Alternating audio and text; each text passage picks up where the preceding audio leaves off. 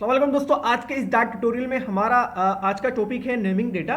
तो naming data से क्या मुराद है, और लास्ट वीडियो में हमने डार्ट मैथ फंक्शंस के बारे में सीखा था कि किस तरीके से डेटा को मैनिपुलेट करने के लिए आपको फिर से एक कोड इतना बड़ा लिखने की ज़रूरत नहीं है। डार्ट के बने बनाए फंक्शन हैं, उसको हम यूज़ कर सकते हैं। लेकिन आज है हमारा टॉपिक नेमिंग डेटा। तो नेमिंग डेटा से क्या मुराद है, देखिए लास्ट वीडियो में आपने देखा था कि सबसे पहले हम वाइट मेन जो लेते हैं वो हमारा सबसे मेन होता है कि इसी के अंदर हम सारी चीज़ें लिख सकते हैं।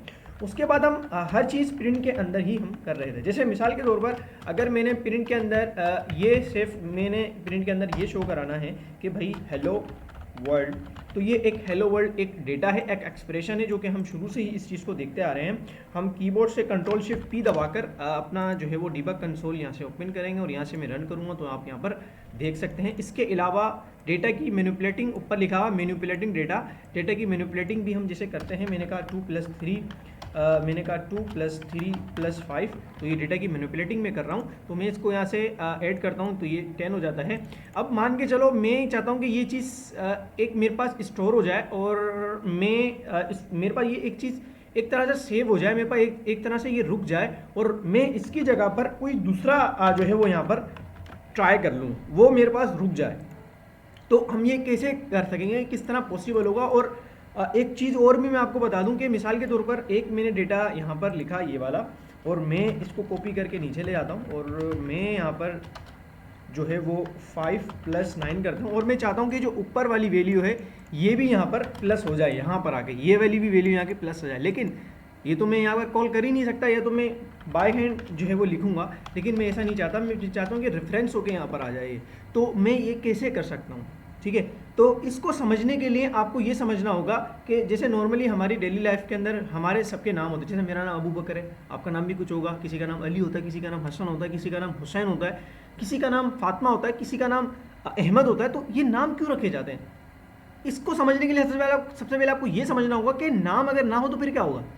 भाई आपने अगर किसी को बुलाना है तो आप कैसे बुलाओगे, ओए इंसान इधर आ, 4 इंसान खड़े में सारे देखेंगे, आप बोलोगे तू नहीं तू आ, तो कितना मसला हो जाएगा हमारे लिए। हम कहीं मजमूए में जाएंगे, हम किसी को बुला ही नहीं सकते।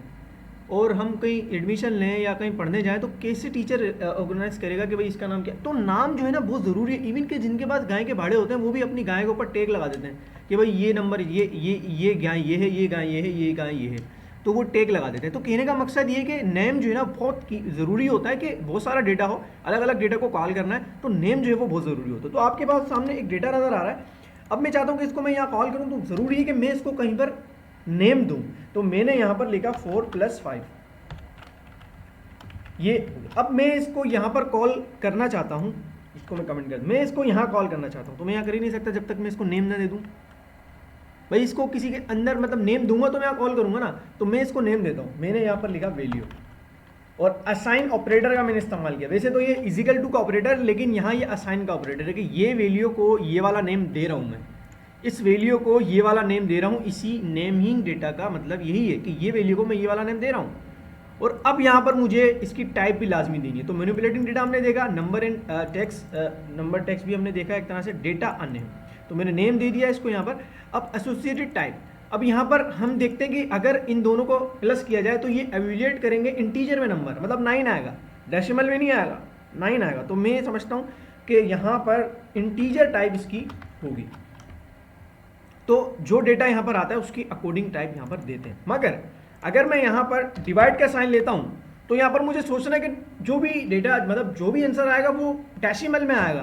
तो यहाँ पर इंटीजर वर्क नहीं करेगा, यहाँ पर इंटीजर वर्क नहीं करेगा, आपको यहाँ पर डबल टाइप देनी होगी, ठीक है। तो टाइप्स के बारे में भी हम आगे सीखेंगे, आगे एक अलग टॉपिक होगा कि टाइप्स कौन कौन सी होती हैं डार्ट के अंदर। लेकिन ये चीज़ समझें कि डेटा को मैंने नेम दिया है, एक टैग लगा दिया डेटा के ऊपर। जैसे किसी के पास 100 भैंस हैं, अब 100 भैंसों को कवर करना, उनको समझना ये बोली ये वाली है, ये वाली है, ये वाली है, ऐसे तो इम्पॉसिबल हो जाएगा। तो यही वजह है कि भैंसों के कान पे आप कभी भी देखना कि उन्होंने टैग लगाए हुए होते हैं कि ये भैंस का नंबर ये है, ये भैंस का नंबर ये है, ठीक है। तो टैग लगाए हुए होते हैं। तो ये इसीलिए किए जाते हैं ताकि हम तो भाई कॉल तो कर सकें, किसी को बता सकें भाई फला नंबर वाली भैंस को लेकर आओ, फला नंबर वाली भैंस बीमार थी कल। तो टैग तो लाजमी लगाना पड़ेगा ना, ताकि हम कॉल कर सकें।